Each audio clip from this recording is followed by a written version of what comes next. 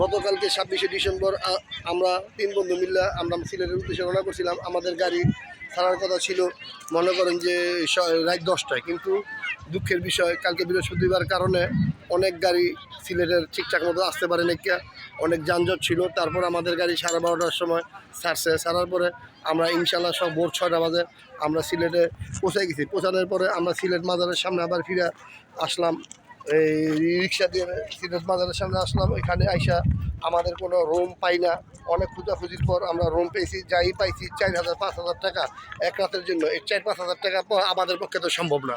আমরা মনে করেন যে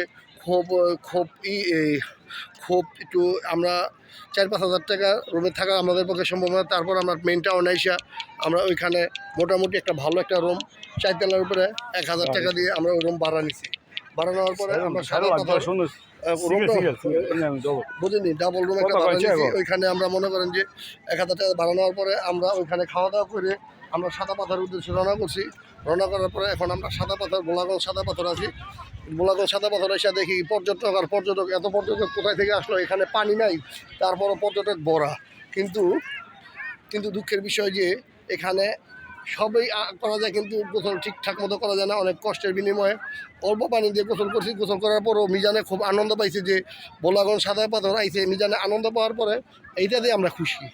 কিন্তু আমার যে একটা বড় ভাই আছে, ওই বড় ভাই ঠিকঠাক মতো মনে করেন আনন্দ করতে চায় না। উনি মনে করেন যে পানি নাই, উনি অনেক বিরক্ত হয়েছে। কিন্তু আমাদের জন্য সবাই দোয়া করবেন যে আমরা প্রত্যেক বছর নিয়ে একটা করে সফর দিতে পারি, এবং মিজানের জন্য আমরা প্রত্যেক বছর একটা করে সফর দিতে পারি। আর দ্বিতীয়ত কথা হলো যে আমরা কালকে জাফলংয়ের উদ্দেশ্যে রওনা করবো।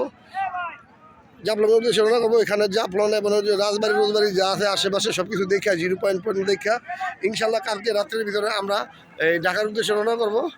আমাদের জন্য সবাই দোয়া করবেন। আসসালামু আলাইকুম রহমতুল্লাহ বরকত।